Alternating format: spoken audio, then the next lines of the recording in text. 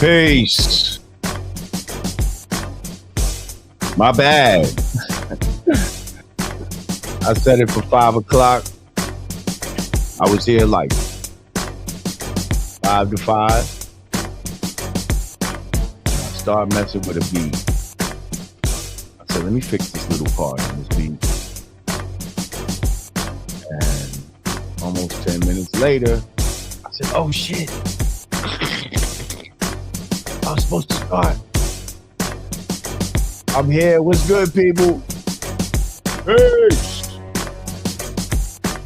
A1 Drizzy, what's happening? Sylvester Hayes from Chicago. What's goody?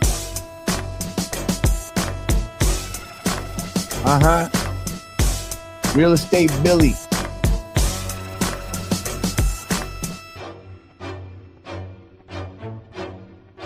How y'all feeling on this Wednesday?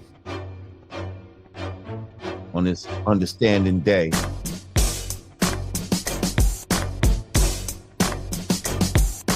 Today is December 3rd, making today's math. Understanding. Oh yeah, understanding is the best part. That's what knowledge and wisdom come together. Create that crystal clear picture in the mind. Some call it overstanding. Understanding, overstanding. As long as you standing and not laying down. We good. Sylvester said you got a topic we got to talk about. Sure, bring it up later on. I'm actually, let's put the link as always.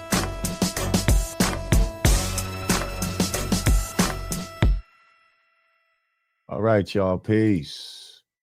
Welcome back to the God Pod with Lord Jamar. I am Lord Jamar. He is I am, and I am him. Oh, shit. South Yonkers, North Riverdale, in the house.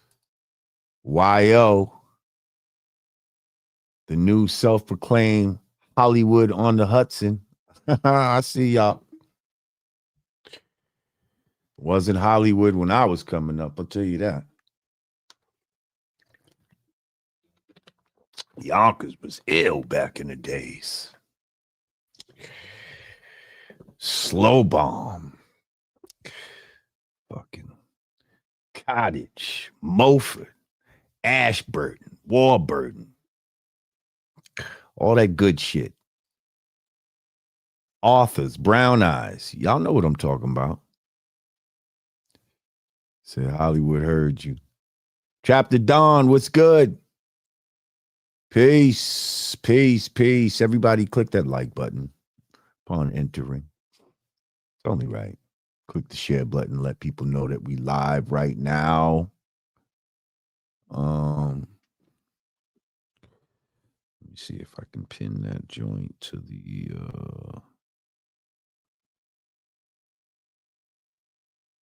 can I pin that chumpy to the thing? How do we do that?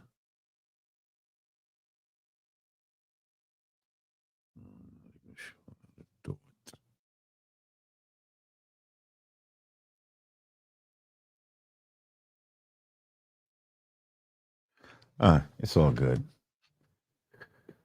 We'll get y'all up here later. So what's good, y'all? As y'all can see in the headlines, 50 Cent drops Diddy Doc on Netflix. Sean Combs, The Reckoning.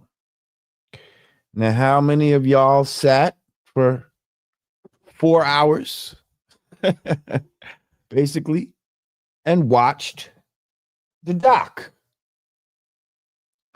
Because I'm sure a lot of us did. Maybe we didn't watch it 4 hours straight, but we watched an hour here, hour there, 2 hours here, some shit like that. What did y'all think? about it. Because I don't know, I think there's a lot of you know, there's a lot of different opinions going on right now about it, especially when it comes to 50 Cent's motivation for putting this out. Yeah. But so when was that just released? I don't know, maybe the other day on Netflix.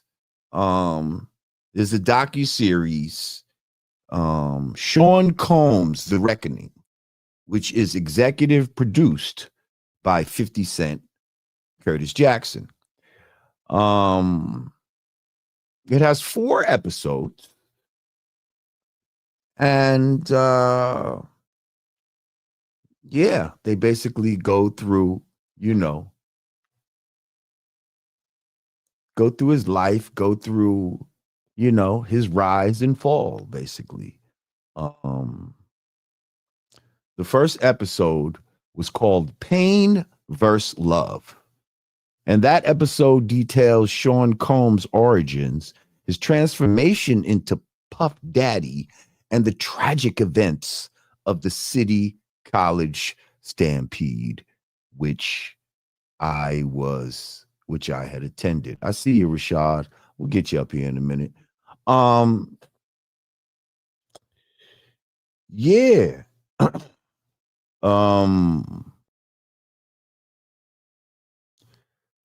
So watching that first episode,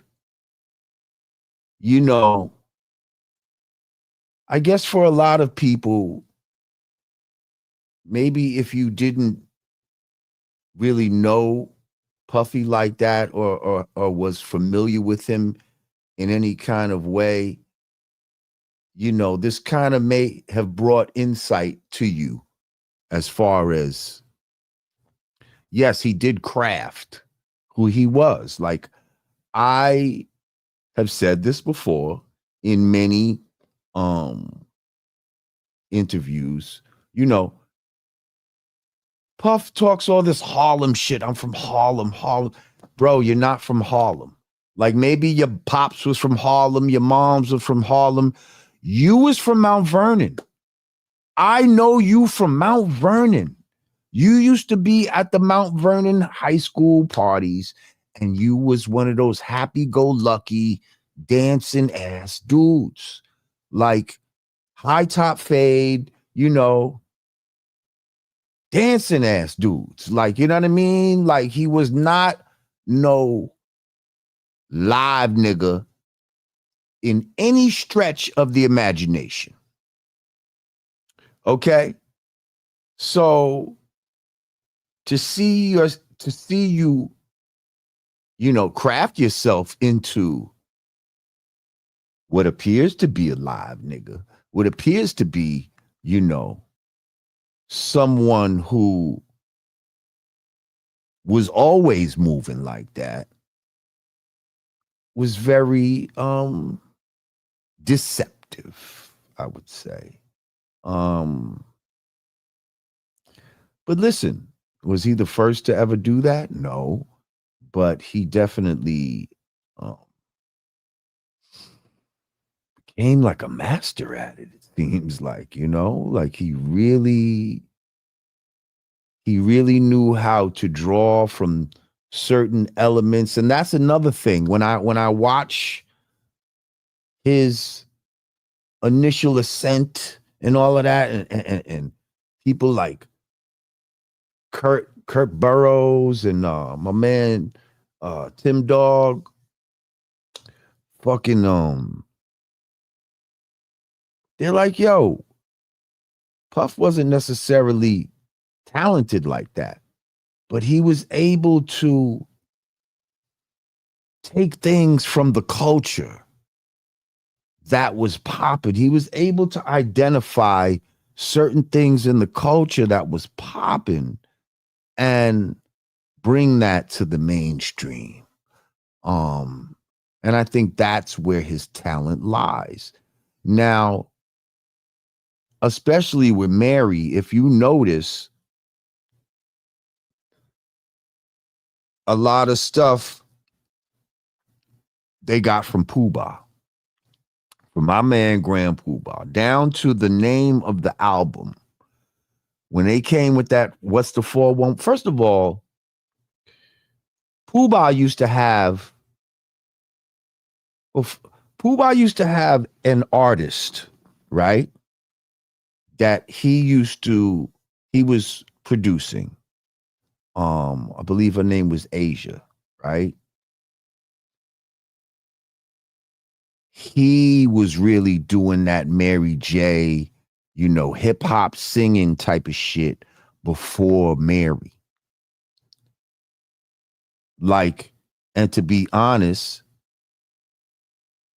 fucking Puffy stole the idea from Pooh-Bah. Let's keep it 1,000. He stole the idea from Pooh-Bah to have Mary on some hip hop type of shit. So that's why, to like make it up to Pooh-Bah, because he knew what he did, because Pooh-Bah was trying to shop her shit. And of course he shopped it to Uptown. Of course he shopped her shit to Uptown. And this motherfucker, now keep in mind, Asia was a short, dark-skinned chick who, think she wore head wraps and shit like that. She didn't necessarily have that look that,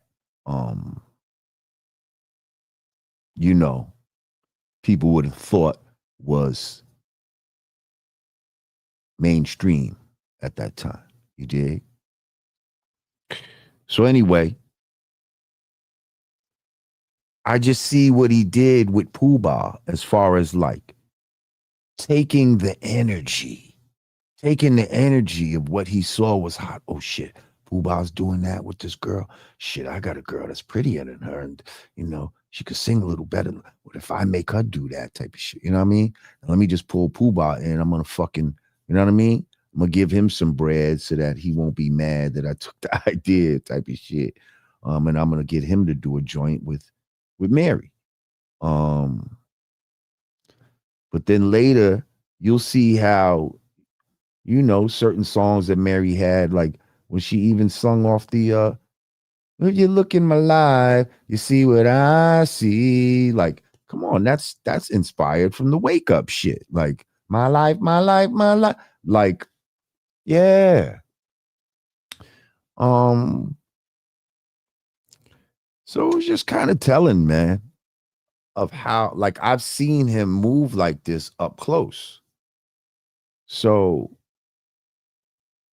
for the world to now kind of examine how he moves and all of that is kind of interesting.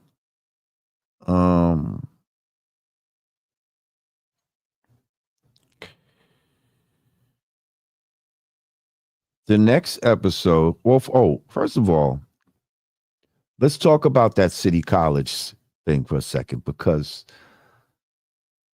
City College, it seems like that's where he made his transformation. It's like after the City College is when he really blew up. Like, he was a successful promoter at that time, working at Uptown and all of that type of shit. But after the City College shit, that was almost like, how they say, these motherfuckers be doing sacrifices and shit like that in order to get to a next level. That shit seemed like some sort of blood sacrifice. Like somebody said, yo, you could use that as your sacrifice and just blow up. A word? Yeah. I don't know. It was real weird. I thought he was going to be Dunzo after that. I thought, like, ain't no way somebody's going to be able to come back from this. Like, niggas, 9 people died in this. You're supposed to be able to come back. People's gonna want to go to your events and fuck with you and all this type of shit. But somehow, some way, you know what I mean? He got that bread.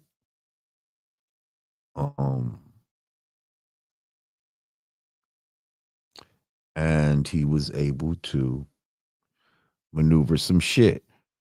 Hang on, I see my man Rashad. Rashad, did you watch it? Nah, did you see the documentary? Rashad? Yeah? You saw it? Hang on. I'm gonna bring Rashad up here. Let me see if Rashad's wrong. I'm gonna bring him up for a second. What's good, Rashad? Peace, God. How you doing, my brother? Peace. I'm great. Did you watch the Diddy joint? Nah, but I want to watch it, but I haven't seen it yet. I want to see it though. Yeah, you need to check it out if you you haven't seen it. I think it's worth watching.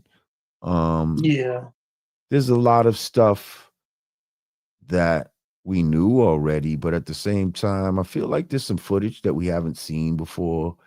And there's definitely I feel like a couple of stories of some people that I might not have necessarily heard their testimonies. Yeah. But how are you today, Rashad? Man, I'm blessed, man. I'm chilling. How you doing today, champ? I'm great, man. I'm great. God is great, man. Yeah, man. I'm just blessed to be alive, man, for real. Yeah. Yeah, for real, man. I All right, got what happened? You all right? it's just You had a health scare or something, man? no. Well, my high blood pressure was high, but otherwise, I mean, we're gonna go. I'm gonna go to the doctor soon, but man, like I said, I could have been dead somewhere, bro. But I'm just blessed by the hands of God, man. Just got me awake to see another day. You know what I'm saying? Right. Well, that's what's up, man. Um, yeah, I just wanted to say peace to you real quick, man. I saw you sitting in the lobby and shit. But we talking Yeah, about this 50 Cent Diddy doc right now. And if you ain't yeah. I checking, want to check man, that out. I heard that there's a lot of things going on in that one, so I'm gonna check it off for sure. yeah, check it out. Check it out. But I'm gonna check you out, Rashad. Yes, sir, man. I love you, man. It's all I love. love you too, bro. Stay safe, man. Yes, sir. Peace. Peace. Uh said LJ, did it seem like a hit piece or a real documentary? Honestly, it seemed like a mixture of both. It seemed like a mixture of both. First of all, every it's awkward as fuck. Hey, Karis Knopflin, what's good? Um, every documentary is gonna have a point of view. You know what I mean? Um, it's unescapable. It's hard to, I think, do a documentary that is just totally objective. You know, most documentaries have the feeling of the director or whoever's putting the shit together, and if they're fucking with you, then it'd be a documentary that's super positive. You know what I mean? And if they're not fucking with you, then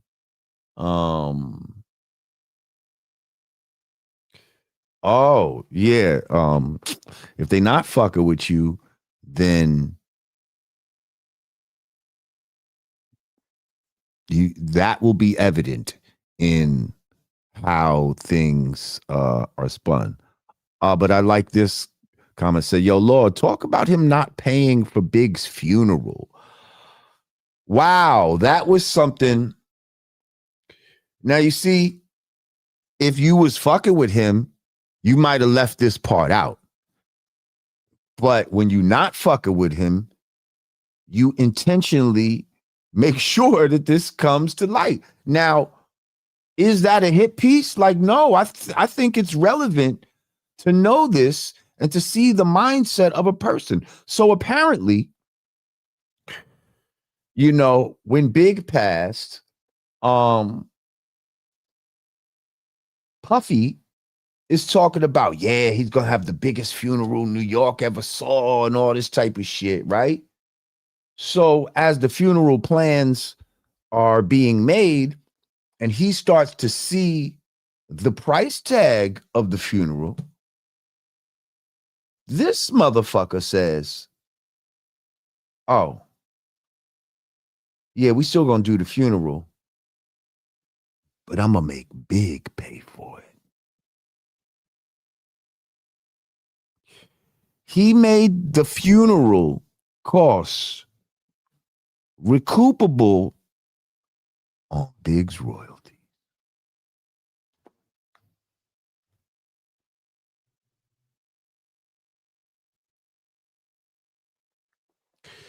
The man who made you a millionaire, the man who,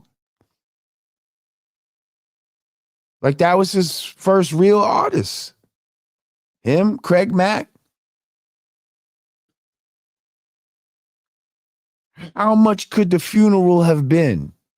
Even if it was $2 million.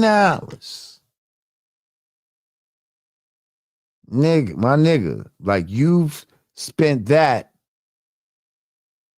probably in a strip club one night type shit.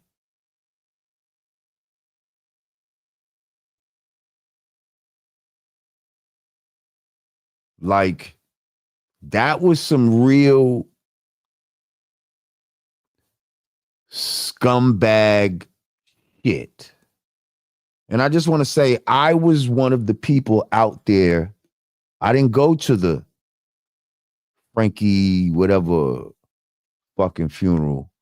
I went to the shit out in Brooklyn on Big's block. Okay? I was out there on Fulton on the corner of St. James. Yeah. Yeah.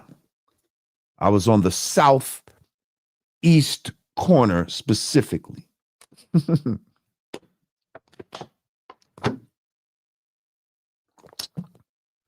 Out there with the peoples. And when that casket came by and everybody started wailing and that fucking Hypnotize came on and everybody, that shit shook the fucking block. I feel bad for the cars that was out there because people was jumping up and down on the cars and all this. Yo, it was crazy. Y'all was out there. Whoever was out there, you know what the fuck I'm talking about. A1 Drizzy said, yo, Hove would have paid for that shit. I would think so. I would think so. But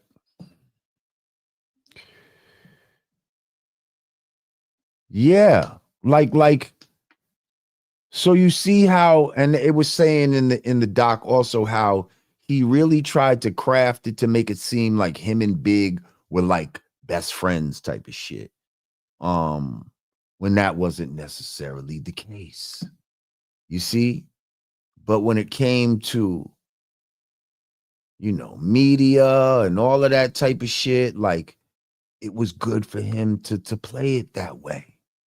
It was good for him. That's why, you know, when he did the performance at whatever the fuck it was, the Grammys or the fucking AMA, I don't know what it was, but when he did the I'm Missing You and he's dancing around the stage, you know, to make it seem like that, well, I lost my best friend and I'm up here, you know, enduring the pain, but I'm gonna fucking perform for y'all anyway. You know, like, that was all the mind fuck that he performed on the people, you know, for his own benefit.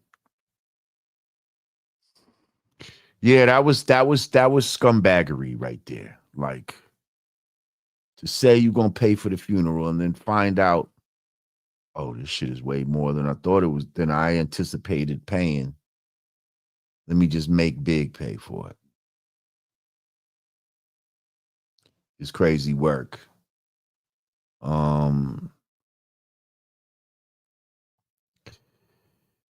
I think another part that stands out to people that you know speaks to this guy's character is, you know, the part where he was out in Harlem and he's with the people and he's acting like, yeah, I'm with the people, you know. And then as soon as this motherfucker get in the ride, he's like, yo, I need hand sanitizer. I touched too many people. I need to take a bath. I need a scalding hot bath. I done had to deal with too many people today. As if, you know, motherfuckers is pieces of shit.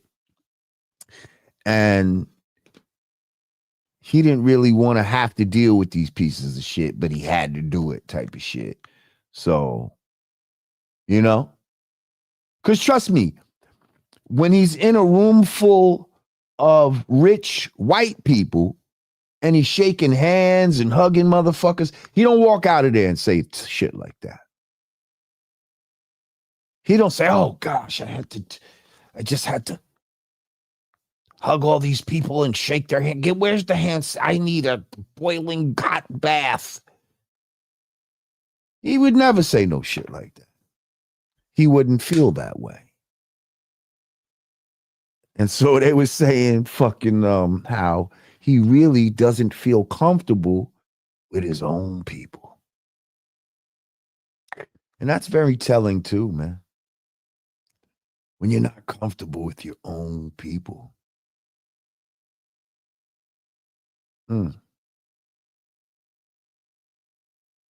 Very, very, very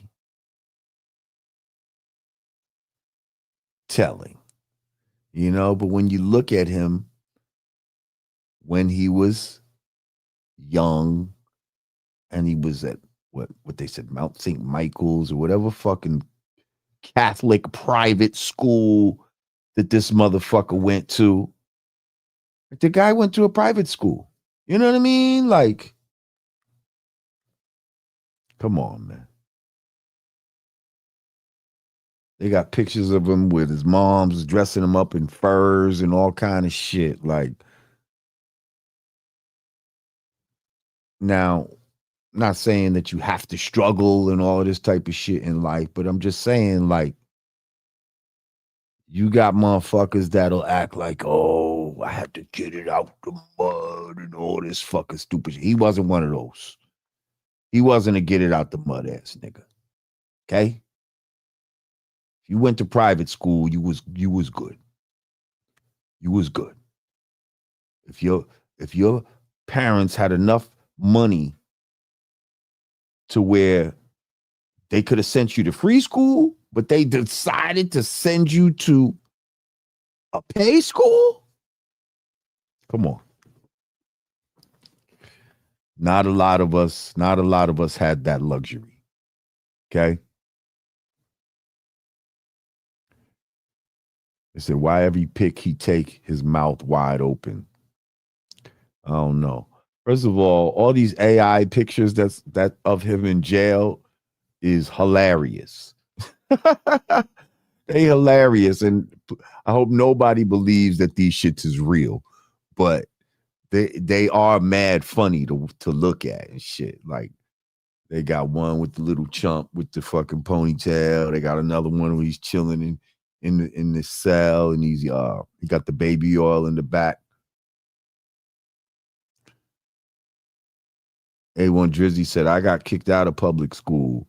Yeah, me too, kind of. Like, I ended up having to go to an alternative school in junior high school. I never made it to a regular high school. Never went to New Rochelle High School. I used to hang out there at times, but I never went there. Truly Zambian in the house. I didn't see her. It's a peace, Truly. Display my name. Zambian. Oh, okay. Hang on. It says, peace. Truly Zambian over here. Not sure if YouTube is going to display my name correctly this time. Oh, okay. What's good, Truly Zambian? Peace to you, my brother. Yeah, they're not. It says Agnellem 1. I mean, we could remember you as Agnellem. Cause I see, yeah. Oh, come on, you got the wrench and all of that type of shit. Is that your government name, brother? Whatever it is, welcome. Good to see you in the motherfucking house. You said had to go to Job Corps. You know, Job Corps. I could have been a Job Corps type of kid. You understand what I'm saying? But I didn't want to go away and all this type of, Job Corps almost felt like one level before going to jail type of shit. And all of this going away, I wanted to be around the way. I wanted to fuck with broads and I wanted to be with my friends. And, even though Job Corps probably was a fucking, you know what I mean? Well, if I would have went to Job Corps, I probably wouldn't have did this. I don't know. We don't know how shit would have turned out. But anyway, Job Corps actually probably was a good thing. I mean, they're teaching trades and shit like this is the type of shit that we need. This is the type of shit we need. But we was like, nah, fuck Job Corps. I'm not fine. I don't want to learn to be a plumber or electrician and all that type of shit. And right now, these plumbers and electricians, they the ones making bread. They making more money than these fucking drug dealers. Trust me. They got nicer cribs and cars and shit than these drug dealers. Okay? And they ain't got to worry about going to jail. But back then, it was like, yeah, fuck Job Corps. I ain't doing that shit. But some people got forced into it, so, I was fortunate. Julie Zambia said, all good with me, LJ. Been on the road in the air as usual. Was in Ethiopia. Nice. September, October. Then Morocco. I remember he was in Morocco before. At the end of November. Back in Scotland. Freezing now, though. Scotland? What in the bagpipes? How are you doing in Scotland? Ethiopia seems like a really dope place to visit. Only place I've been to in the motherland is Nigeria.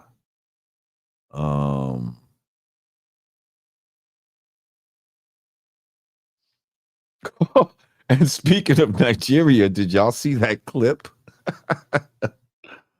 of the girl they're calling Diamond Queen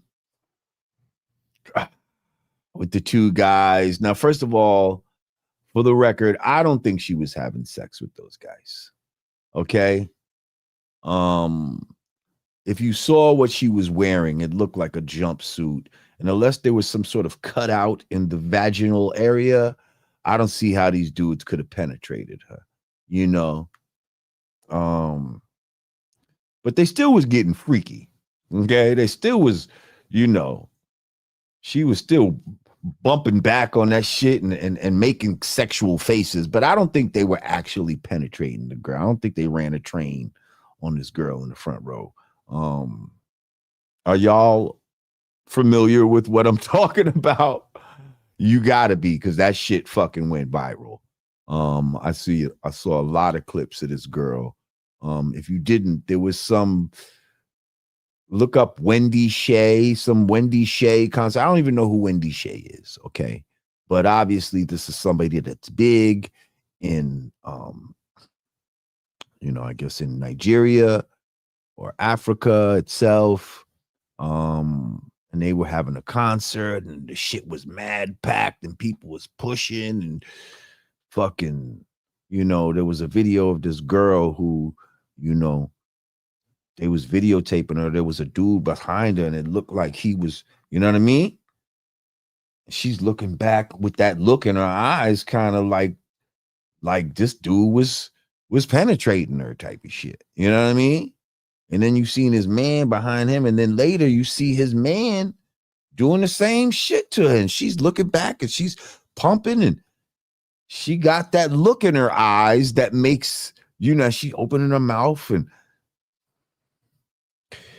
it looks very sexual, right? But, yeah. Fucking,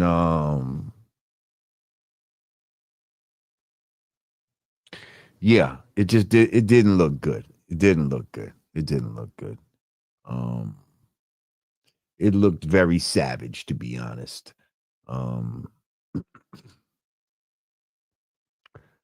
But then they got videos where it looked like her boyfriend kicked out the crib and all this type of shit. But now she making now she's like a celebrity and now she's a celebrity.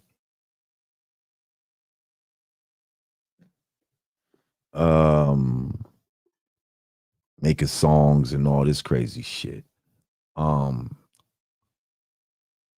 But yeah, I just wondered if you checked that out. I just saw this. Somebody said, "Peace, LJ. I'm putting this out in the universe. But if you could make up with the white man, then you could definitely make up with your brother Godfrey." I mean, anything's possible. But,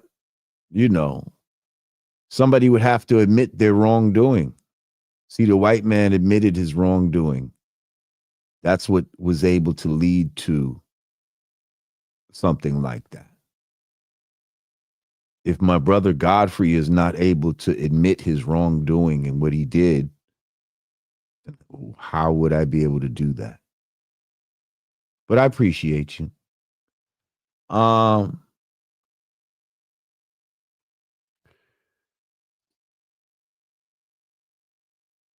Zambian says, speaking of Nigeria, did you already talk about Burna Boy and his latest clownery? No. What'd he do? What'd he do? Let us know.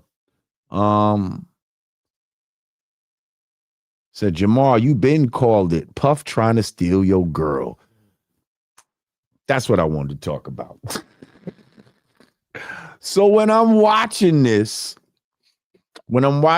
Puff Daddy, Sean Combs, The Reckoning, I forget what episode it was, but they start talking about, first of all, how this guy is jealous of other people, right?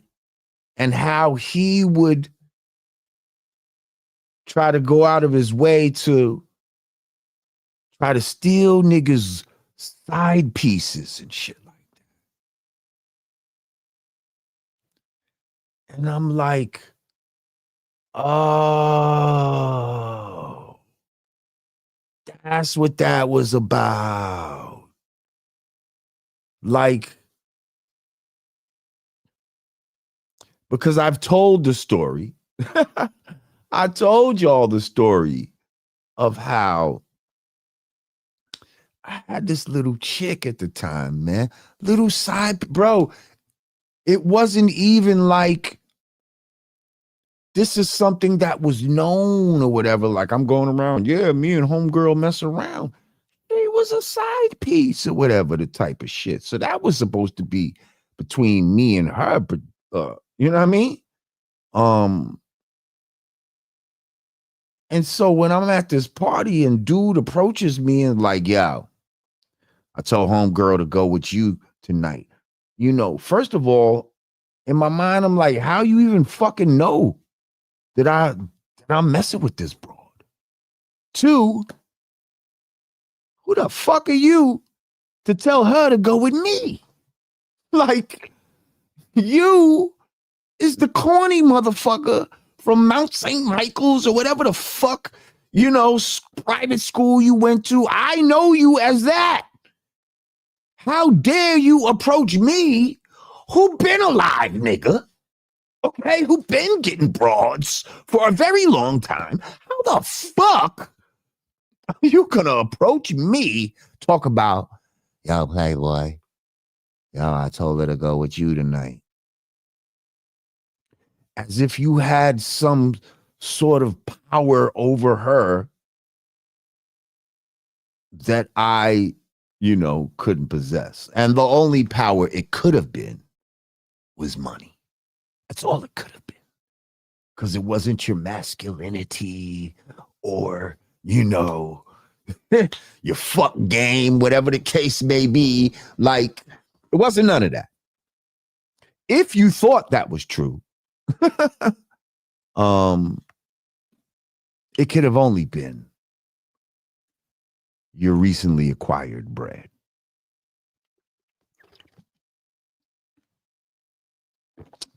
And so I'm like, oh, he did this with Suge Knight.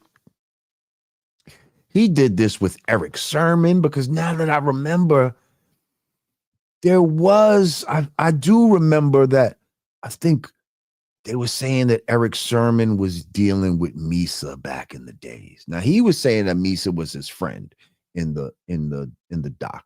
That could be so, but people probably saw her with him back in the days and just assumed that they fucked around. I don't know. But he just showed how the nigga Puff tried to befriend him, and he thought that the nigga was trying to be cool, when really it was because he was trying to get close to him so that basically he could block any communication and know what's going on with him and Misa. Albie Shore was his boy. They was boys before all the record company shit. And this nigga gonna purposely go after Kim Porter? He purposely went after her, knowing that this dude, that she was dealing with Al and ended up having a seed with him. You purposely went after her. Even Cassie, if you think about it, that was Ryan Leslie's girl. That was Ryan Leslie's girl. What was his obsession with trying to take other niggas' girls? And now we are here, and many say that the reason why 50 Cent even wanted to be a part of this and make this documentary is because Diddy was messing with one of his baby mamas. That Diddy had one of 50's baby moms doing freak offs and shit like that, and turned her into a sex worker. Now that wasn't in the doc, but many say that's the motivation for why he would want to do this.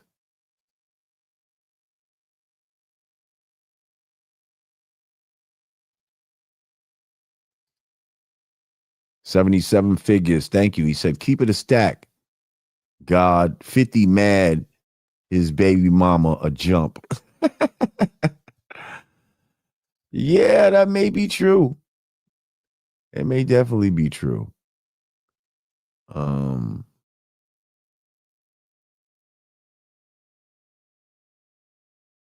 wow. That's funny. How did I just see that?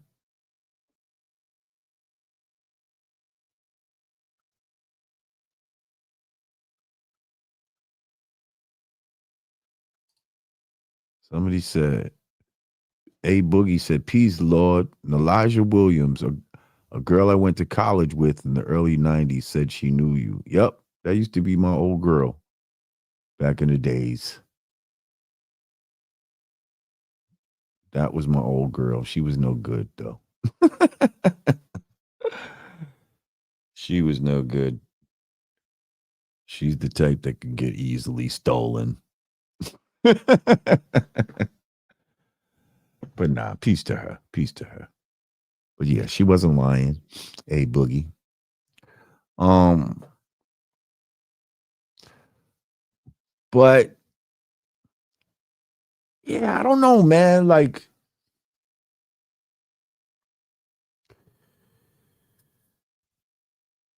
I guess every girl in a way was somebody else's girl at some point.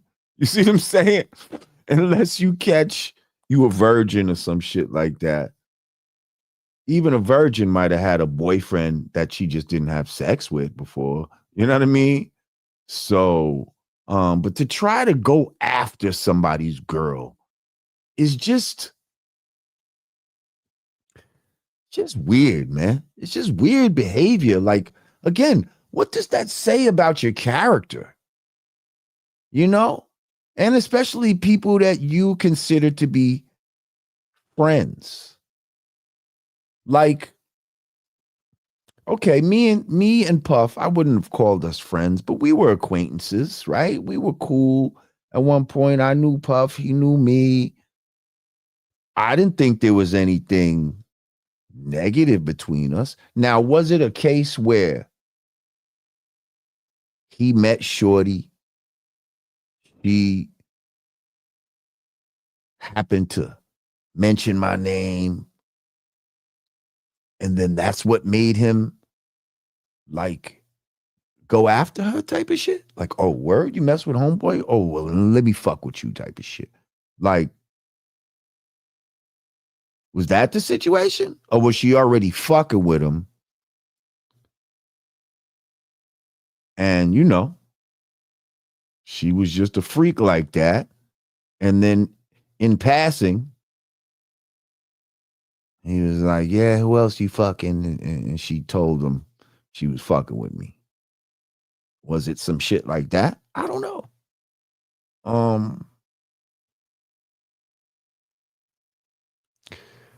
But the way he tried to go out of his way to tell me that he told her to go with me.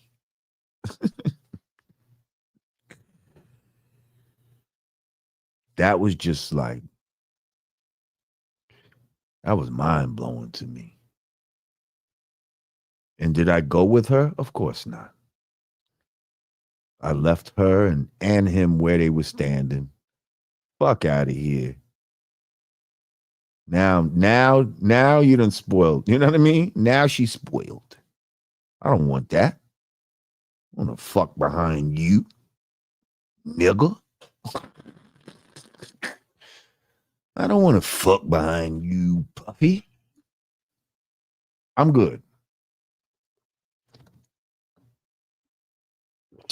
You must don't know who I am, is what I thought in my mind at that time.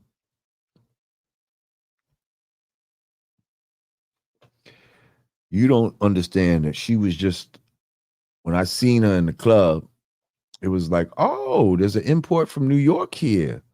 That was just a backup in my mind. I didn't even plan on messing with her or no shit like that. But it was like, when you're young and you, I'm like, well, if I don't pull nothing else tonight, I got me a sure shot that's in here. You see what I'm saying? Once he said that shit, it was like, oh, fuck her. I'm going to definitely have to pull something now. I'm definitely have to do my due diligence now because, oh, fuck this shit. This nigga, he don't know who the fuck I am. And yeah, I was insulted. Was I hurt? No. I didn't give a fuck about that girl at all. She was a model too. She was bad.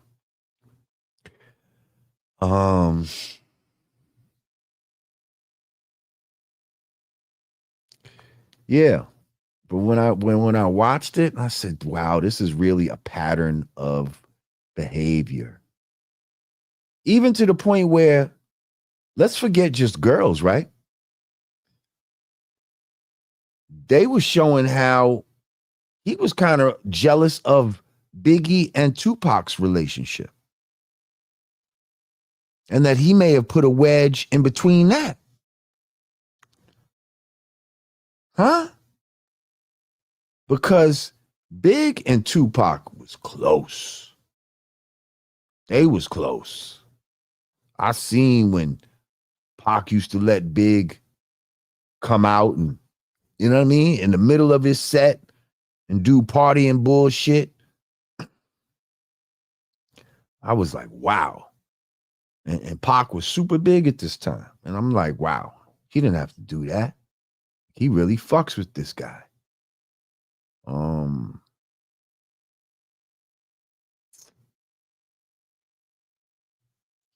But yeah, it was just kind of,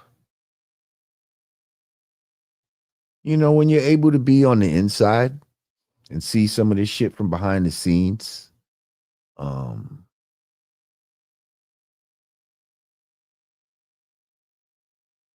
yeah, it just makes you say, Now, I wasn't on the inside. I don't really, you know what I mean? I ain't never been to a damn freak off or no shit like that. Because the Puffy that said this to me, I feel like, I don't think this was Bad Boy Puffy.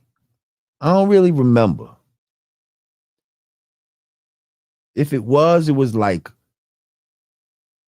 early Bad Boy. You know what I mean? Super early. But I feel like it may have been I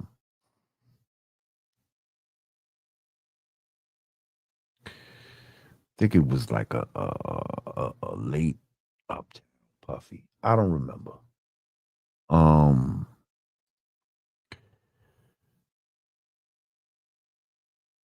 Truly Zambian said there are definitely some males who have this "I'll take your girl" thing as a show of dominance. Right. It's like asserting dominance. Yeah. First of all, if you think about it, right, that's kind of a reoccurring theme in hip hop, if you think about it. I'll fuck your girl, I'll take your girl, I got your girl in the back and made your girl. Like, how many rhymes have you heard where people is like, and now I got your girl fucking doing it? You know what I mean? Like, and now your girl is doing this, and then I had his girl, and then his girl. Think about it. That is definitely a big theme. And now your girl is on her knees, just suck. You know what I mean? Like, that's a reoccurring theme that we hear a lot in hip hop. And I guess we're thinking, oh, those are just rhymes. No. Motherfuckers is taking this shit to heart. Motherfuckers took that shit to heart. Like, oh, that's what you do to be a real hip hop dude? See, and to be honest, right? When you corny and you don't know any better sometimes, you could take every single thing that you hear in a hip hop song literal and feel like you're supposed to do that. And feel like you're supposed to do that in real life.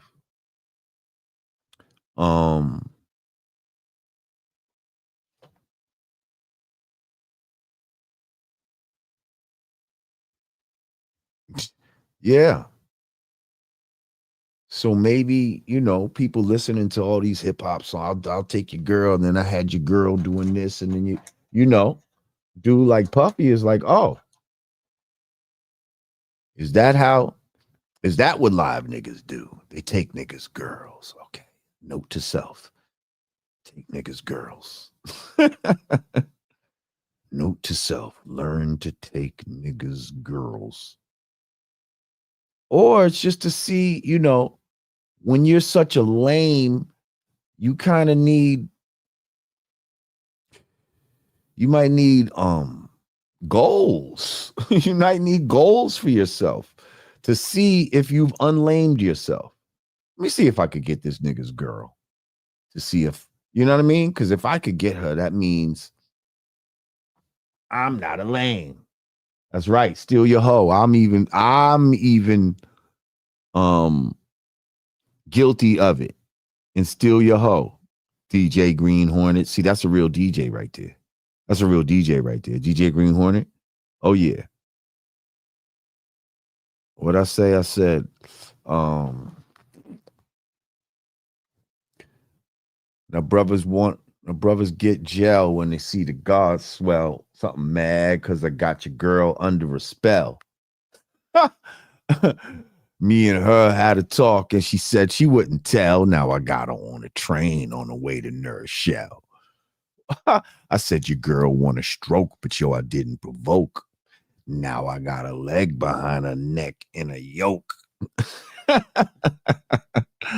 See, that's a prevailing theme in this hip hop shit.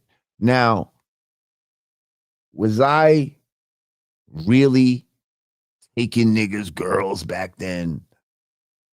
I'm gonna say yes and no. And here's the thing. Like, was I going after somebody's girl like Puff? No. Would I have fucked with somebody, with a girl that said she had a man, and as long as I don't know the dude, yeah, I probably would have done that. You see what I'm saying? So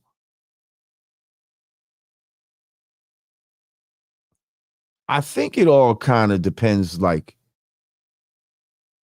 do you know the motherfucker type shit? Like, you know what I mean? Like, and then you're trying to take somebody's girl. I think that's the scumbaggery.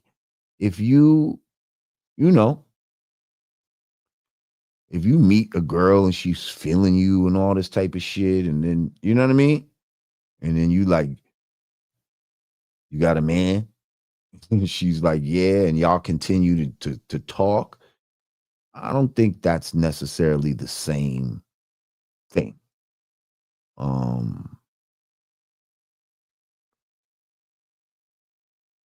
Yeah. Seemed like the shit that Puff was doing was on, you know, he would go after a girl because she fuck with, you know, gave 50,000 to a girl because he fucked with Suge Knight type of shit.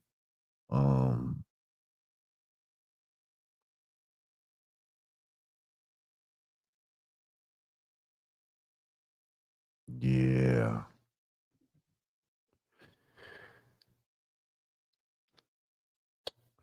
But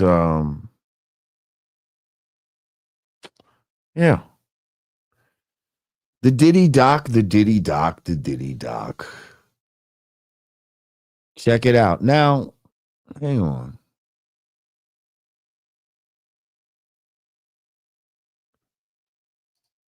So Jay-Z, I'll take one of your chicks straight from under your armpit. The Black Brad Pitt. You see? You see?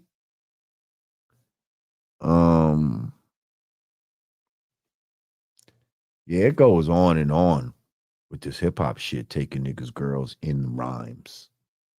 You know? But again, you know, when you're rhyming in hip hop and you're saying, I'll take your girl, the your person that we're talking to is kind of just an anonymous person. See what I'm saying? It's not somebody that you know.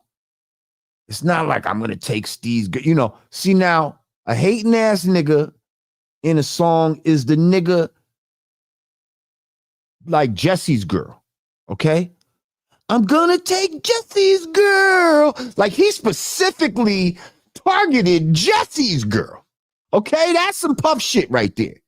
Like in hip hop, we're not targeting a specific person. But when you targeting Jesse's girl, like, see, that's some real sucker shit right there.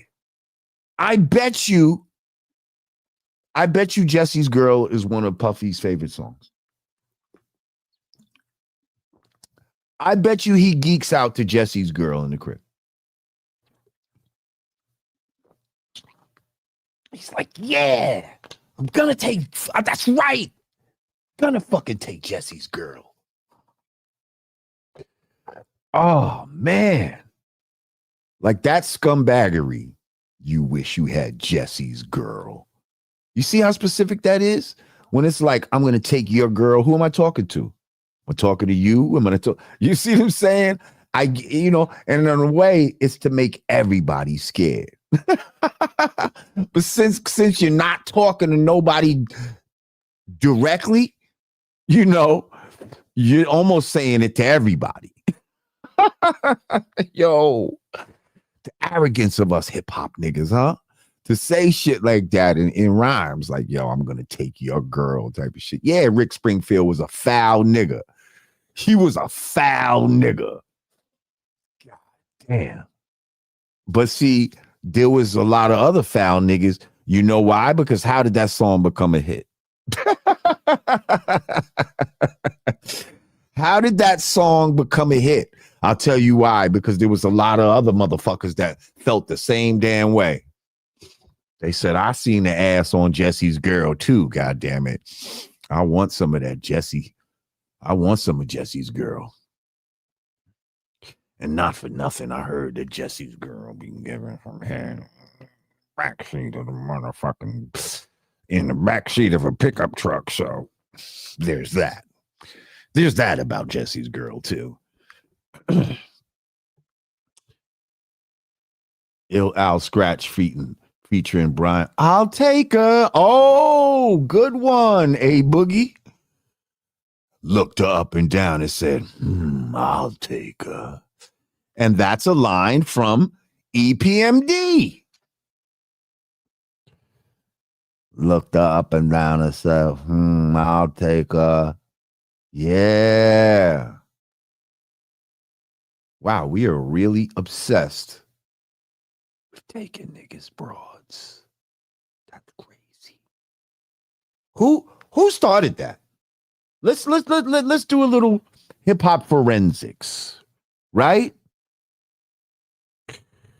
Who the fuck even started this shit about taking niggas' girls? I might have some lyrics. Hang on. So Drake is that type trying to get Jesse's girl. Hasn't he done that to every dude he's been around? That's how the issues between him and Ross started, ain't it? Pardon me. Yeah, I think so. Wasn't he friends with Chris Breezy and then he was fucking with Rihanna or some shit like that? What about Stacy's mom? That's even worse. Stacy's mom, she's got it going on. You want to get with Stacy's mom? Okay, hang on. Let me go back real quick in the annals of hip hop. Let me think. If I could think of some early lyrics. Okay. Here's a line that is an early hip hop line that I feel like, it's kind of in that vein, right? Jimmy Spicer, super rhymes, right? There's a line where he says he might satisfy you with his little worm, but I could bust you out with my super sperm. Okay? Like that right there is trying to steal a nigga's girl. You know what I mean? Like you telling her,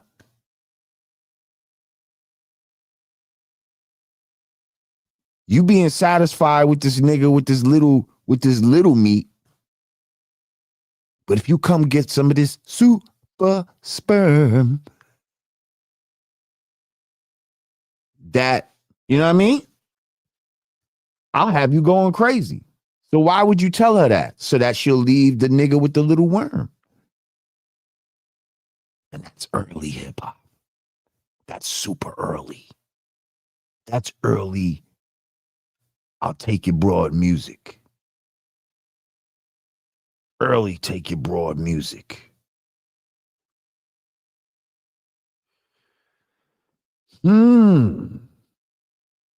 Oh shit, A.A. Rashid. I ain't seen that brother in a minute. A.A. Rashid had that shit. Oh, somebody said, oh, that used to be a joke back in the days. How's your wife and my kids? Yeah. Somebody said, how you know he got a little worm? Hey, you got to ask Big Bang Hank that. That's his line. And I guess if if you have a super sperm, you assume everybody has a little worm besides you, huh? Um, Houdini, I'm a hoe. You know, I'm a hoe. I rock 3 different freaks after every show. That's not necessarily a stealing your girl record, is it? You'd have to give me some lines out of it. Because I think that's just uh yeah. Oh, Trap the Don said, is anybody else's stream buffering constantly, or is it just me? Somebody said just you.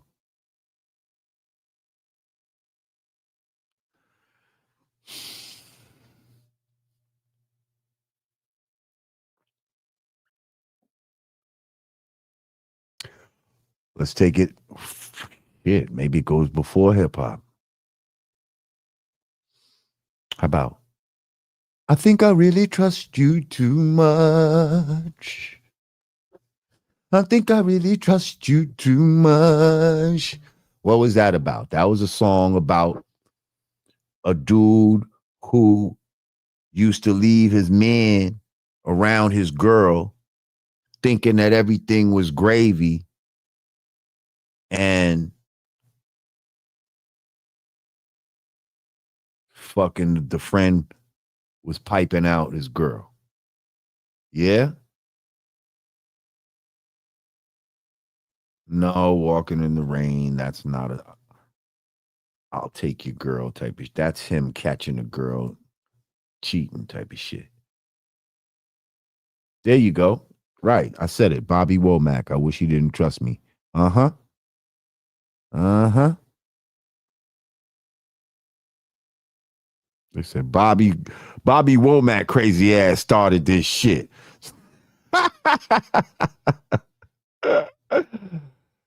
Oh fuck. Now it's fucking diddler behavior. All this diddler behavior.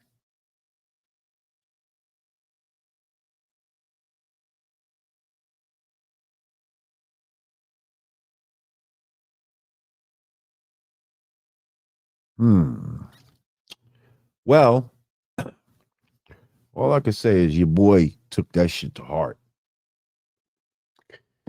And he wants to be the girl stealer, the money peeler, the wheeler and dealer. Now he's about to be the Fed squealer.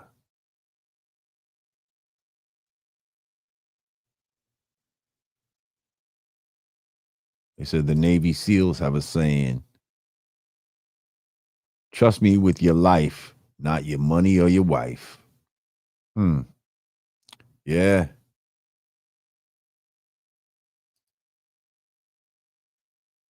Oh, that's a great one. Thank you. The Great Dame. I stole your girl while you was in prison. Woo-hoo-hoo. Milk is chilling. Giz is chilling. I stole your girl while you was in prison, jail, for MC assault. You was jealous. It's all your fault. He's jealous because you stole his fucking girl when he was in jail. How's it his fault? Well, I guess it is his fault for going to jail. Damn. Damn.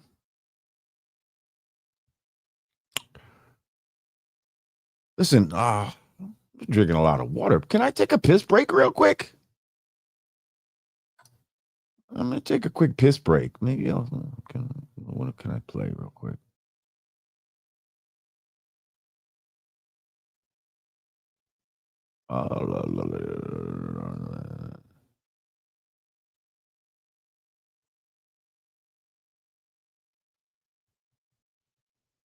I'll be right back.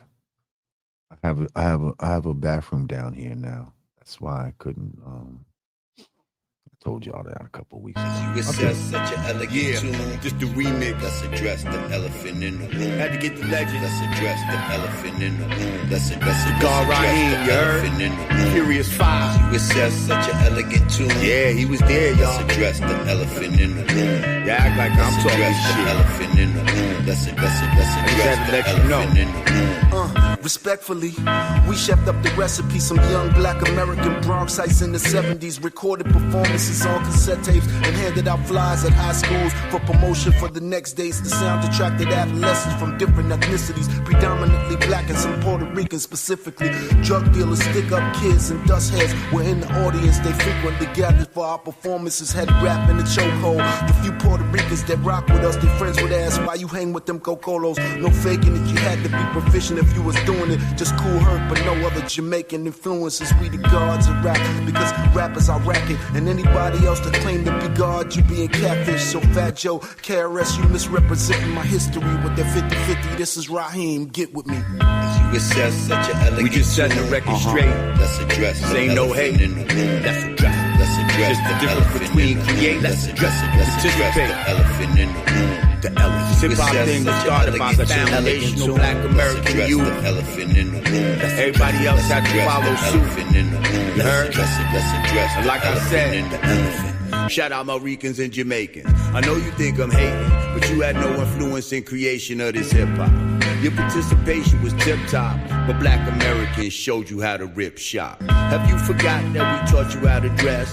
Back then coming out looking like a mess. Y'all were dumbing out, tank tops made a mess, shoes clunky. We showed you how to get funky fresh. You lived amongst the best.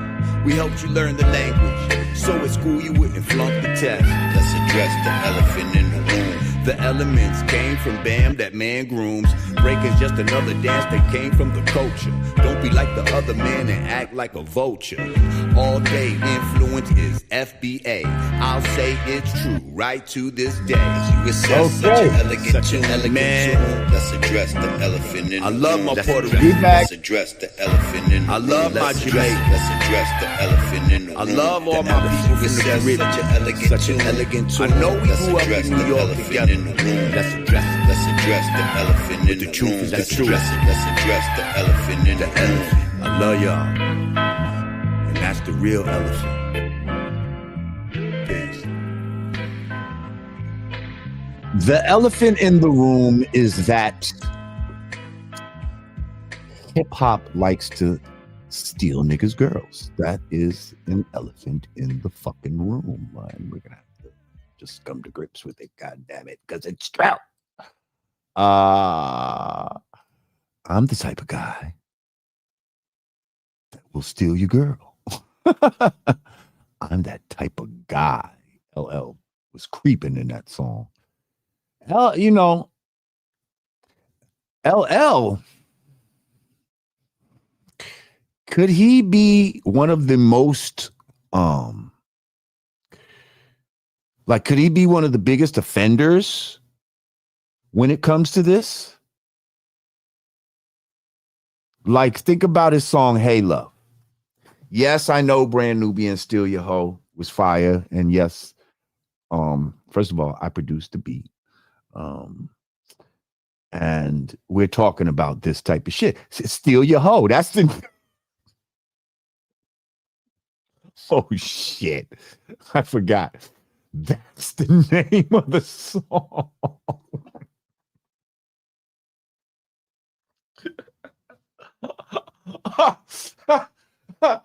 Oh, and we got it from a sample. What was that? Donald D, I believe. And the motherfuckers say in the beginning, see, I'm guaranteed to steal your hoe when I'm on the microphone doing my show. So that's some old school shit right there. Now that I think about it, I was talking about the lyric and I forgot the whole song was called Steal Your Hoe. That's hilarious.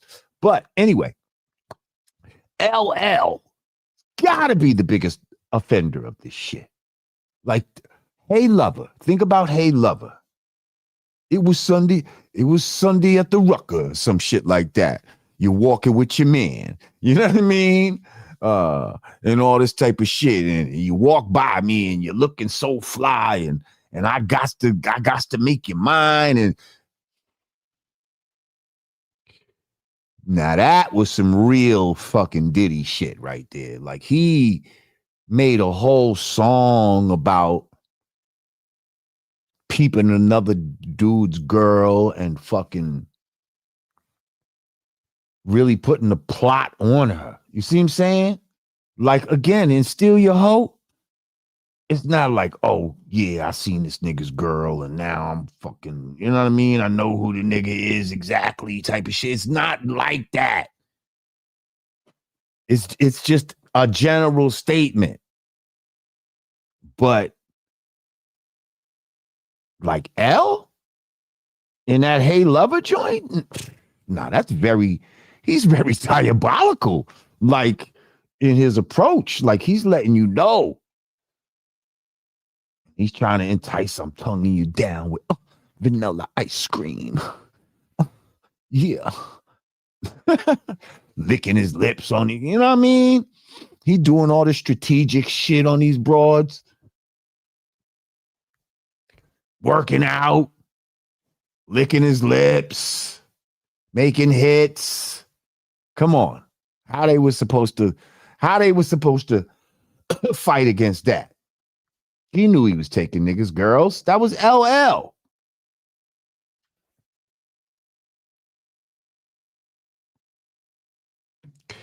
There was a time in the 90s when LL and Puffy was hanging. Seemed like they was, you know, I think Puff was trying to make records with L or some shit like that. Because at one point, everybody wanted Puff as a fucking producer type of shit.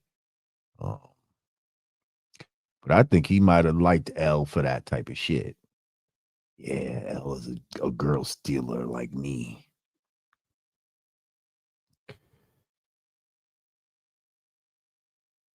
Whoa, hang on. Somebody said, what about Saddam Hussein's son? Went to a wedding and wanted the bride and killed the groom. Oh, shit. That's sick.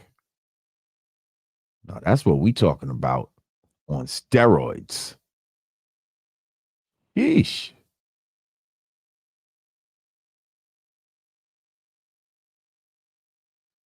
Undercover Lover by King Son. Okay. Okay.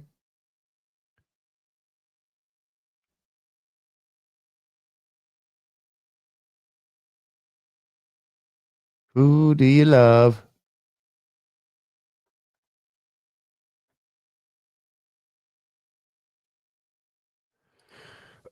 The Great Dame said, yo, Lord, I'm going to holler at you on some business-ish when I get my business straight. I'm not a waste of time for real money moves. Hey, we always ready for real money moves, my brother.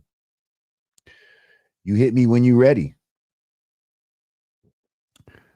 Because I will be here. I ain't going nowhere, inshallah, as they say. LL, he ain't watching you. He rather watch his money pal. Can't protect treasures when it's in a glass house. Soon as he turn the corner, I'm going to turn that ass out. Oh, he said, yo, B, why you leave your girl alone with me? He said, just because you blessed with cash, don't mean that a nigga won't finesse that ass. Wow. Wow.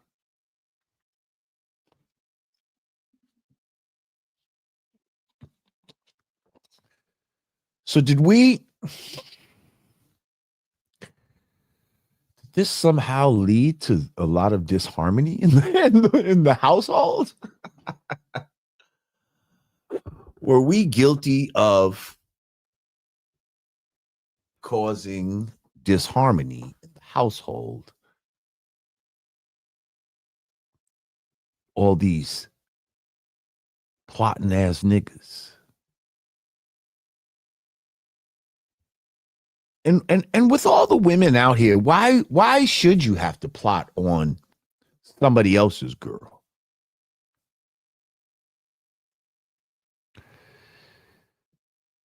Because they say women outnumber us and all of that, right? So each one of us could potentially have, I don't know, 3, 4 women, just based on numbers. Why do you got to go after another man's woman?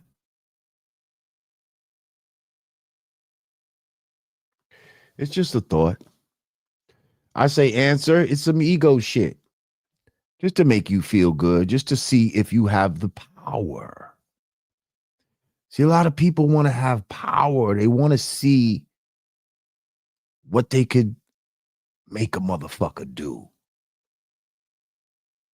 And when you get money, I think that type of power really makes people drunk. There was a part in the documentary where he was talking about, I'm depositing 200 million in the bank or some shit like that. And keep in mind, this is like right before him going to jail, and he's still depositing 200 million in the bank. He said, "Yeah, they're gonna keep the bank open for me, keep it open late or some shit like that." You know, that's power. You can't get the bank to stay open for you.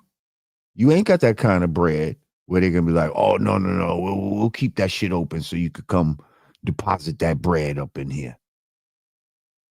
I don't care if you had $50,000, they're gonna tell you tomorrow. We'll be open tomorrow.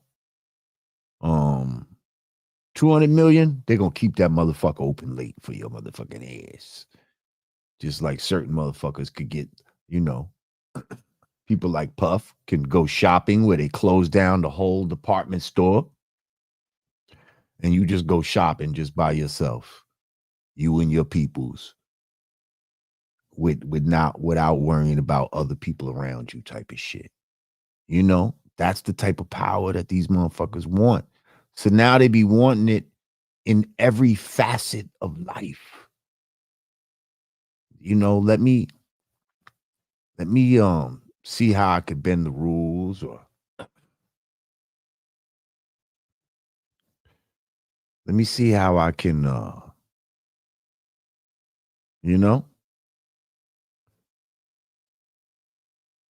let me see where my power lies. So I think for Puff, it's, taking other niggas' girls, especially niggas that he know is of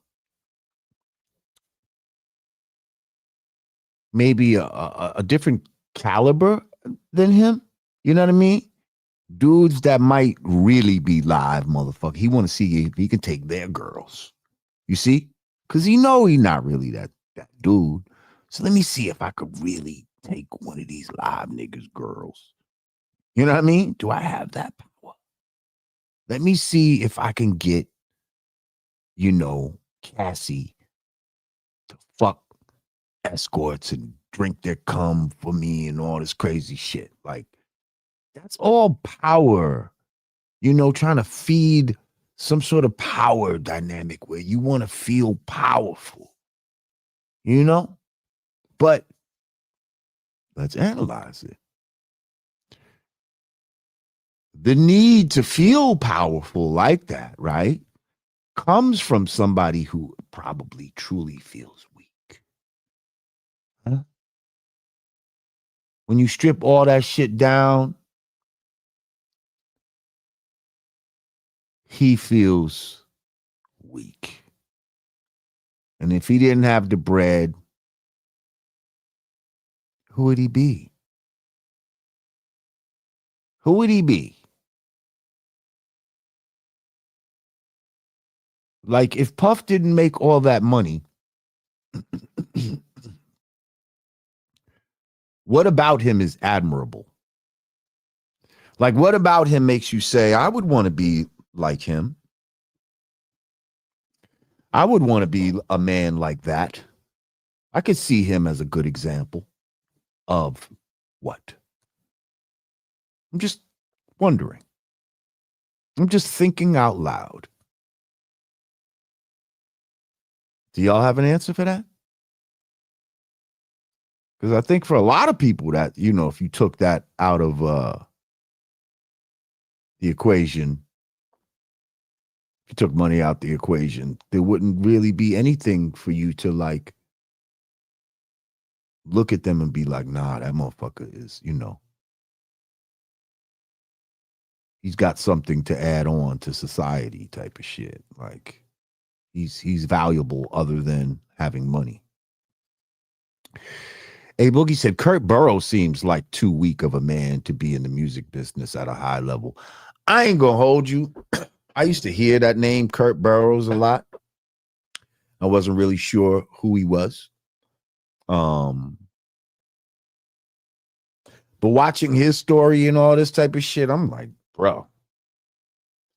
All it took was a motherfucker to come in there with a bat and you gave up 25% of Bad Boy. He didn't have to swing the motherfucker.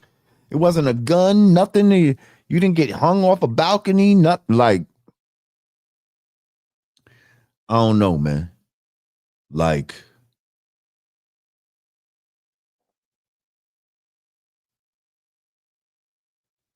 yeah, man.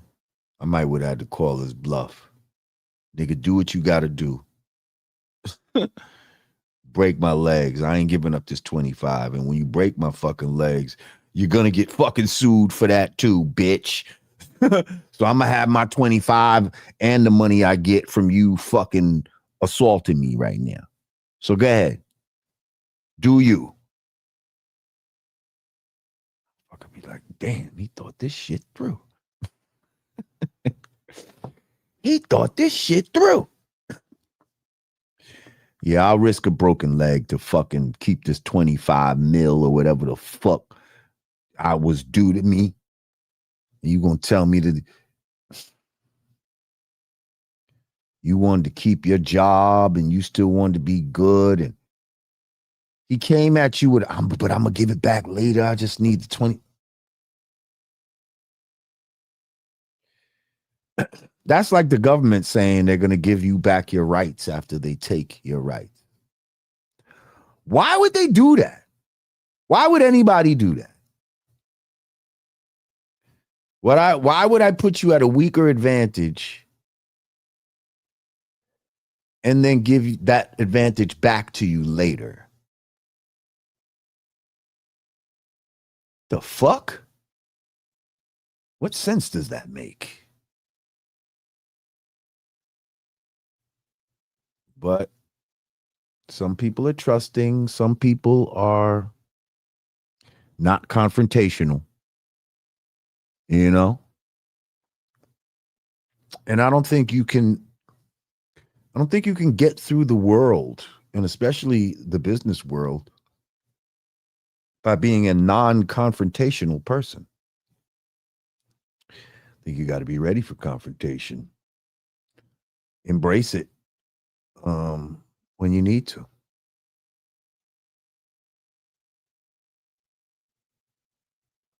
You said Puffy should have gotten knowledge himself. He let his negative side outweigh any positive he had in himself. Listen, a lot of people should have gotten knowledge himself. You know, here's the thing. People like him will hide and act like, you know, they're into God. And he kept saying, God told me to be quiet and da-da-da-da. But that don't mean you can't talk and da-da-da. So God speaks directly to you, huh? You know, because these motherfuckers, when they start getting money, they start to feel like the money was given to them by God. You see? And that they somehow have a special relationship with God.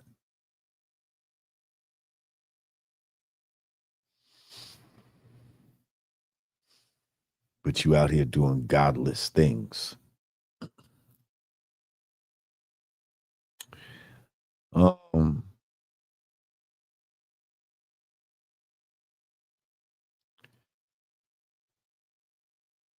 Yeah, well, listen, check out the goddamn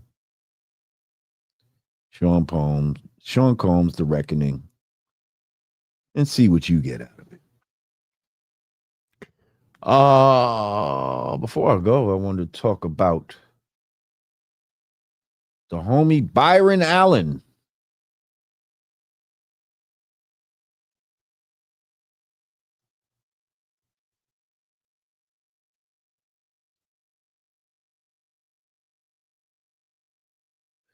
So Byron Allen, who I remember as a marginally successful comedian back in the days, but became a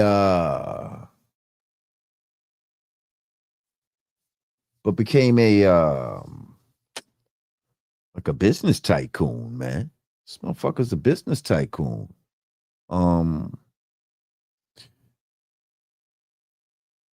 In the title, it says Byron Allen wins $10 billion from McDonald's, but actually, he had a $10 billion lawsuit against McDonald's that McDonald's ended up settling, but it's for an undisclosed amount. So we don't know if he got 10 billion. You can sue for whatever number, you know.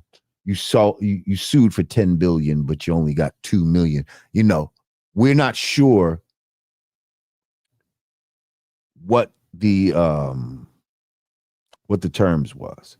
It says Byron Allen has recently settled major lawsuits against McDonald's and Charter Communications, both alleging racial discrimination in advertising and contracting with Black-owned media.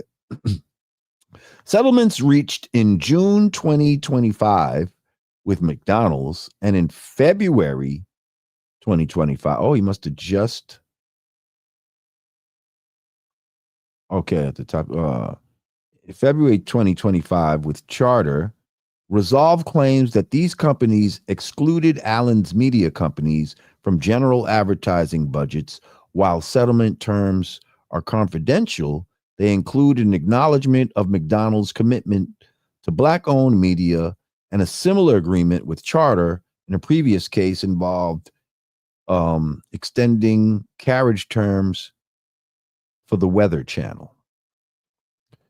McDonald's lawsuit. In June 2025, Allen settled a $10 billion racial discrimination lawsuit against McDonald's. He accused the fast food giant of racial stereotyping and excluding his media companies from its general advertising contracts. The settlement was reached just before the case was set to go to trial and included a statement from both parties acknowledging a new chapter in their business relationship. The Charter Communications lawsuit. Allen also reached a settlement with Charter Communications in February 2025, ending a $10 billion racial, that seems to be his number that he goes for, a $10 billion racial discrimination lawsuit. This case involved accusations of racial bias and alleged violations of the Civil Rights Act. Previous Comcast settlement. Before these recent cases, Allen had settled a similar lawsuit with Comcast in 2020, which involved the cable operator's refusal to carry his TV channels. This settlement resulted in the extension of carriage terms for the Weather Channel and 14 other television stations. What do y'all think about this? Thank you, Chinner Ford Martinez. I'm not sure how to say that. Chenery Ford Martinez. Scott LaRock Super Ho. Were they stealing girls in Super Ho? Probably. So I'm gonna tell you what I like about the Byron Allen shit is that it seems like he's, definitely trying to get his bread for his shit, but he also tries to create infrastructure for other black owned media companies to be able to benefit from what he's doing. By trying to make sure they have commitments to such companies in the settlements. I think that's admirable. Uncivil said Puff looks like dude in white face in wake up video. Yeah, he kind of does, right? Especially now with all that fucking gray. Real quick, going back to the Puffy shit, the girl Capricorn Clark, she's like, what happened to this guy? Like seeing him in fucking, you know, in the courtroom and how he just, just looking all gray and just looking like you just on death's door type of shit. Like, how does, how does somebody fall so far? Even seeing the dude's gut and all of this type of shit, like, well, I guess a lot of y'all is guilty of that. But I don't know, man. The guy,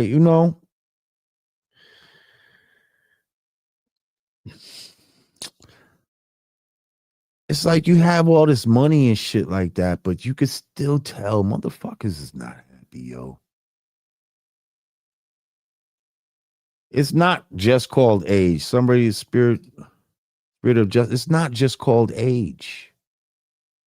Because you could be of a certain age and still not be mad gray.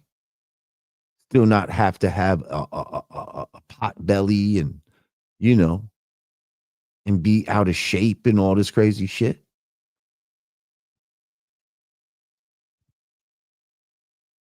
If I grew my hair out, it might be a little thin at the top because of age, but it's not going to be wild gray.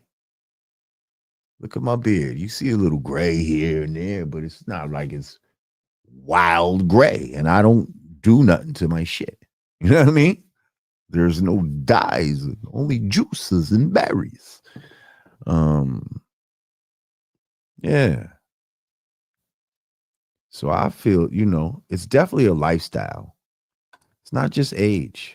And I think it's also your mind, how your mind works. How your mind manifests what form the body will take.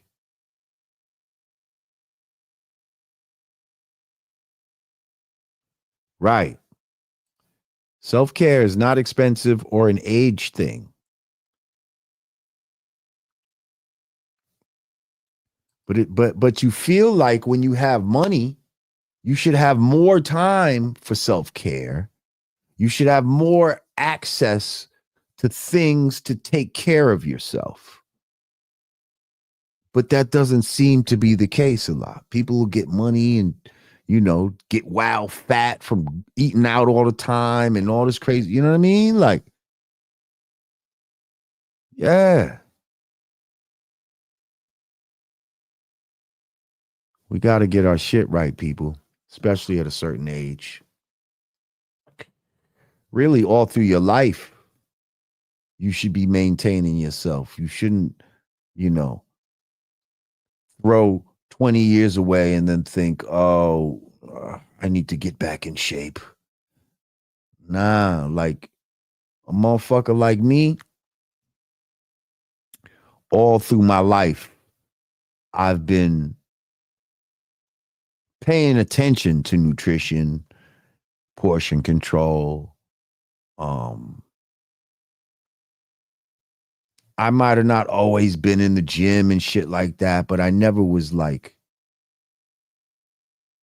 just reckless. You know what I mean? Like I always had some sort of discipline when it comes to eating, what I eat, what I won't eat, And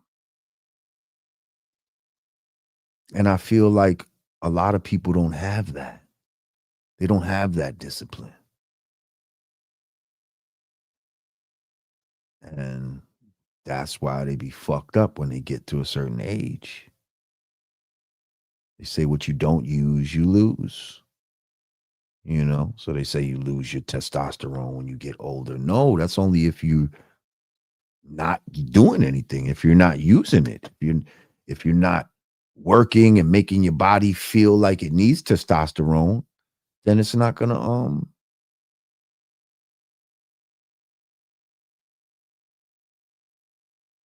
yeah, it's not gonna be there for you.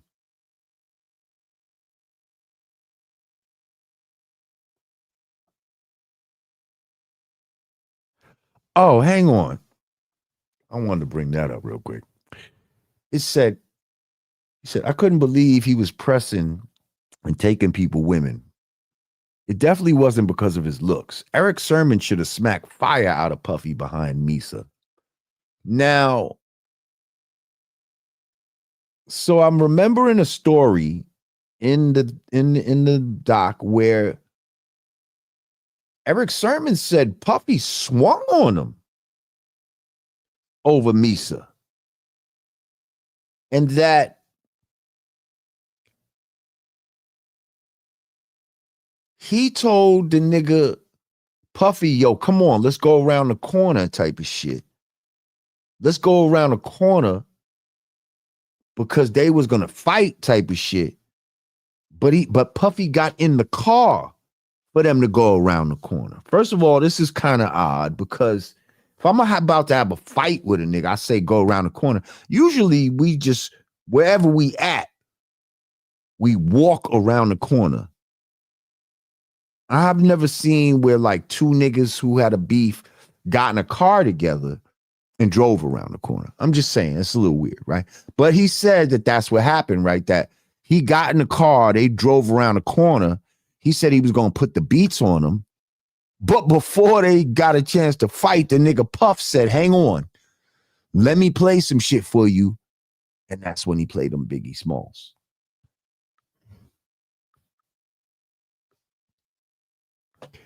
I don't know. That was just weird. Like, am I the only one that thought that was, how the fuck do y'all go from almost fighting to playing somebody's demo and you listening to it? Like, like I don't know. Like, I might have been like, yo, fuck that.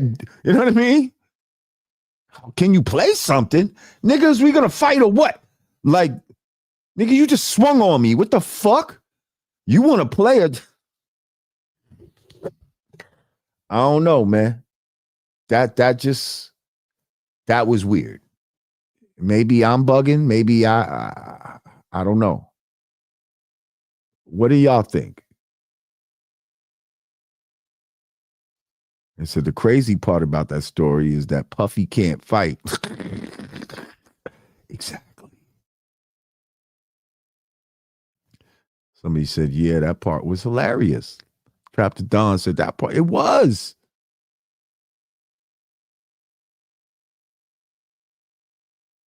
Moet said, Puffy is a weird guy, Jamar.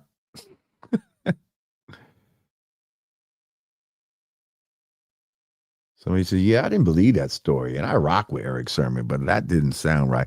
I rock with him too, but that was just weird. That just sounded weird. So, yeah. I don't want to get into the details of it. I'm just saying that shit, I don't think I'd have been ready to listen to nobody's demo at that moment. I mean, but I'm sure once he heard it, you know, it diffused the whole shit. Like, oh shit, this motherfucker got some shit right here. Yo, this Biggie Small shit is this. I mean, I know as soon as he heard it, I know that shit was, he couldn't front on it. And so now at that moment what's he supposed to do? Damn. Do I beat this motherfucker ass or do I fucking try to work with this nigga? Somebody said Eric had his own allegations. He did. He did. He has for a long time. Oh, he did a please listen to my demo. That's hilarious. Please listen to my demo.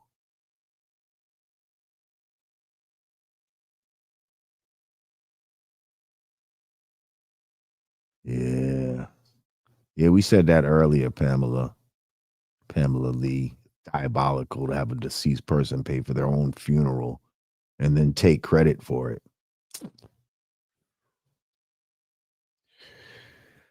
Listen, it's all about the look for a lot of people, man. It's about the look.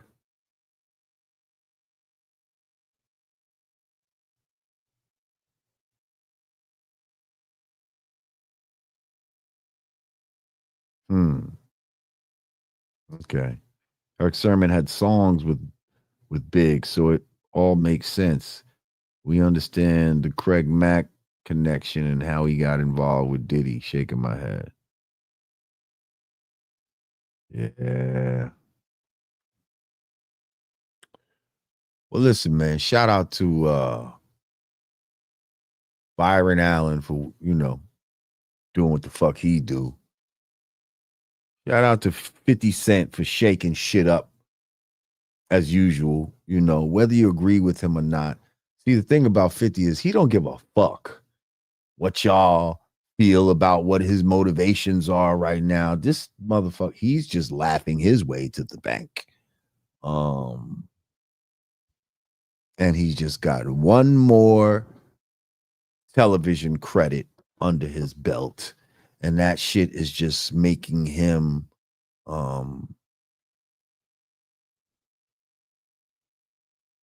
that shit is just making him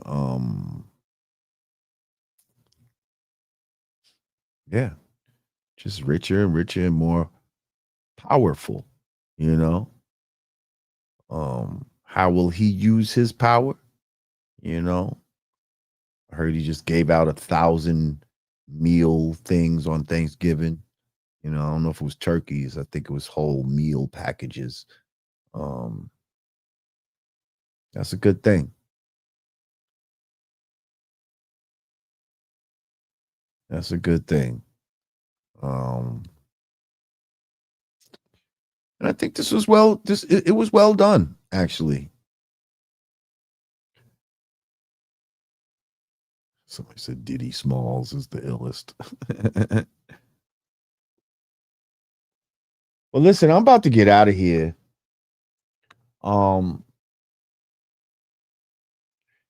If we could think of more songs, more lines from hip hop history where dudes is stealing other niggas' girls, put it in the comments. Put it in the comments. We'll come back and review and see how many instances can we really think of in hip hop where motherfuckers is talking about stealing somebody's girl, fucking somebody's girl. Yeah. Put it in the comments. Listen, I want to thank everybody for coming through. If you didn't, make sure you click that like button. If you're new to the channel, subscribe, click that notification bell, click all so you'll be notified when we drop a joint.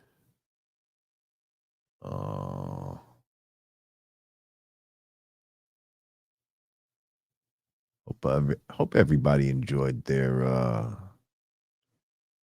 holidays and all that shit. And I guess this is your holiday season. I didn't do no Black Friday shit. I'm not into that type of shit. I don't even be knowing when that type of shit be going on. Hopefully y'all didn't partake in Black Friday either. Fuck these motherfuckers. But if you did, still love you. Yeah. Listen, I'm going to get out of here on this understanding day. Appreciate y'all, as always, for coming through. Oh, I got a story to tell by Big. How can we forget that? Classic. He literally starts out fucking bitches in other niggas' cribs. Live niggas respect it. Yeah.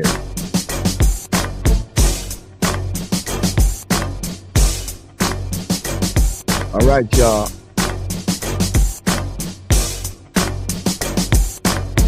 Of course I'm big on family.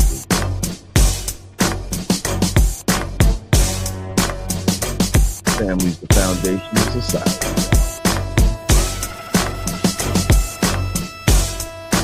Till next time. Peace.